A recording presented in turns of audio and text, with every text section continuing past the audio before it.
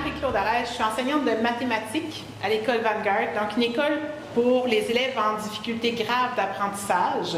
Donc, tous nos élèves ont 2 ans de retard sur leur scolarité régulière. Donc, on est une école privée, mais vraiment différente des autres écoles privées qu'on pourrait avoir l'idée, le stéréotype. Là. Donc, notre école, on est à Montréal, la ville Saint-Laurent. On est une école régionale. Donc, nos élèves viennent à l'ouest jusqu'à la frontière ontarienne, à l'est, Mascouche, Repentigny, au sud, Sainte-Julie et au nord, Saint-Jérôme. Donc, on couvre vraiment un gros territoire, un grand territoire. On a au total 1200 élèves, secteur anglophone, francophone, du primaire jusqu'en secondaire 5. On réussit à diplômer la majorité de nos élèves, donc 96% de nos élèves sont diplômés avec un diplôme d'études secondaire 5, comme dans les écoles régulières, le public, dans les écoles secondaires régulières. Bien, c'est ça, là, au niveau, on va parler du projet un peu. Bien, juste un petit détail, pour ce programme-là, il y a une nouveauté depuis cette année. C'est un programme qui avant était strictement linguistique, et puis là, on l'a ouvert à d'autres types de projets, dans le fond, tant que ça rentre dans un des domaines de la formation générale des jeunes. Donc ici, on va avoir un exemple en particulier qui va être super intéressant, mais c'est ceux qui sont curieux de voir un peu plus, là, il ne faut pas hésiter à nous contacter. Puis il y a plein d'autres projets qui se font. Mais ton projet, Marie-Claude, je vais te laisser le résumer un peu. Mais en fait, on n'a pas de programme particulier, à vocation particulière dans l'école parce que juste les programmes réguliers suffisent à nos élèves. Donc, c'était ce qui nous manquait, d'avoir un petit plus pour aller, même si nos élèves sont en difficulté, bien, ils ont le goût de vivre avec d'autres expériences et tout ça. Donc, c'est ce qu'on leur a offert. Pour l'année passée, bien, en mars, là, qui vient de passer, on est allé au Vietnam avec 42 élèves. Donc, on est comme à notre pas mal maximum, 42-44 élèves, 4 enseignants accompagnateurs. C'est un projet qui est communautaire à la base. Donc, au Vietnam, le 14 jours de projet qu'on a, si on enlève le voyagement, le 14 jours pays qu'on a là-bas, c'est 8-9 jours de travail communautaire qu'on fait pour un 3-4 jours de touristique. Au Vietnam, c'était vraiment un bloc. Là. On a été 9 jours dans un petit village d'à peu près 200 habitants. Nous, on avait les 42 élèves, les 4 profs, on avait avec 10 autres accompagnants de notre organisme partenaire là-bas parce que le Vietnam est fantastique par rapport à ça. Ils nous fournissent des interprètes parce qu'apprendre le vietnamien, c'était même pas une option là, pour nous, c'était même pas pensable pour nous du tout. Donc, le gouvernement vietnamien nous a fourni 5 interprètes qui ont été toujours avec nous dans toutes nos activités, qui ont été fantastiques. C'est des jeunes de l'université qui sont soit en enseignement pour devenir enseignants d'anglais là-bas dans le second ou qui vont devenir interprètes d'anglais. Fait qu'ils ont toujours été avec nous. Ça a été une expérience incroyable. Puis ça, c'est quelques activités que nos jeunes ont fait pendant le projet.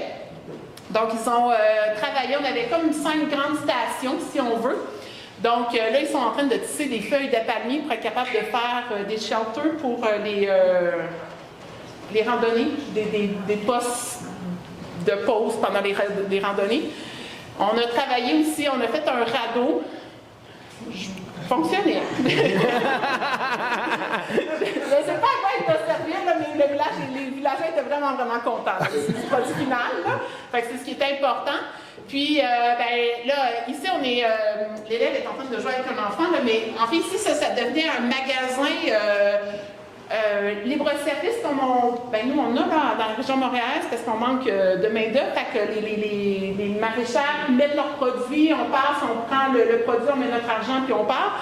Eux voulaient développer ce même principe-là, mais pas parce qu'il manque de main-d'œuvre. Pour juste redonner le sentiment, je ne sais pas comment dire, là, que l'honnêteté, développer l'honnêteté chez les gens. Puis ça a été le plus gros, je pense, apprentissage chez mes élèves j'ai des élèves avec quelques déficits d'attention, tous mes élèves sont TDAH. Fait que, tu sais, ça sort de l'argent pour aller s'acheter des trucs, ça échappe la moitié à terre. Mais les enfants du village revenaient et ils venaient me voir, c'est un Canadien, c'est sûr que c'est un Canadien, madame. Fait que là, tu sais, trouve l'élève. L'honnêteté là-bas dans le village, c'est incroyable. C'est pour ça qu'ils voulaient faire ce petit kiosque-là qu'on a aidé à bâtir, pour déposer le produit, mais que les gens gardent le sentiment d'honnêteté, développent ce côté-là.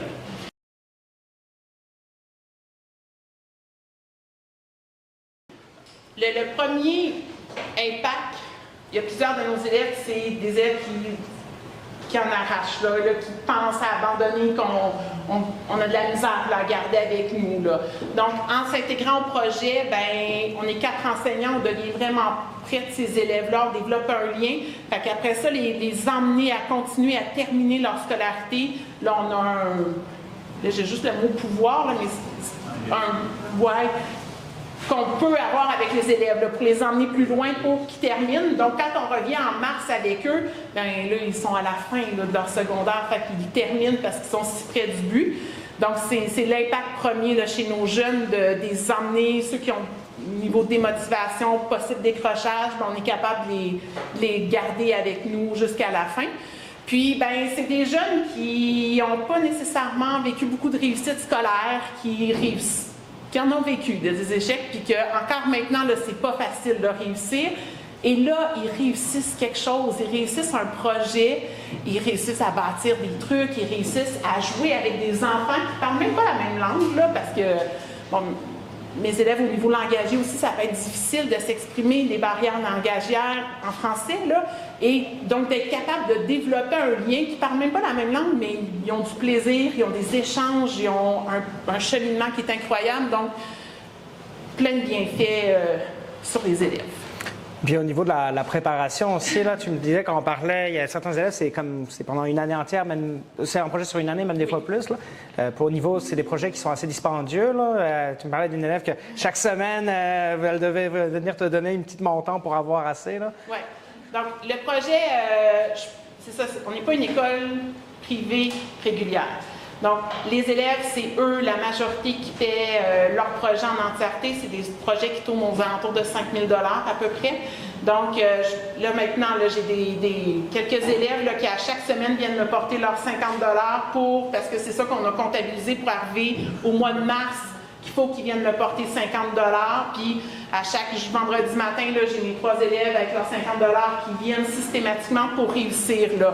80% de mes élèves, ce sont eux qui doivent payer l'entièreté du projet. Fait que c'est sûr que quand on a eu l'année passée la bourse pour la première fois, c'était un cadeau du ciel. Là, quand j'ai eu un peu la même réaction, là, quand j'ai eu le courriel qui acceptait la bourse, j'étais à la veille de partir en vacances de Noël. J'ai une chance qu'il n'y avait plus d'élèves, là, en fait, là, parce que je courais vraiment partout, aller voir ma directrice, ma DG et tout ça, de faire « Hey, on vient de l'avoir! » Puis là, bon, ça, ils s'attendaient à, je sais pas, 2 000 – 3 000 $. Quand j'ai dit le montant, ils étaient non. Fait que c'est vraiment un don du ciel pour nous, pour mes élèves.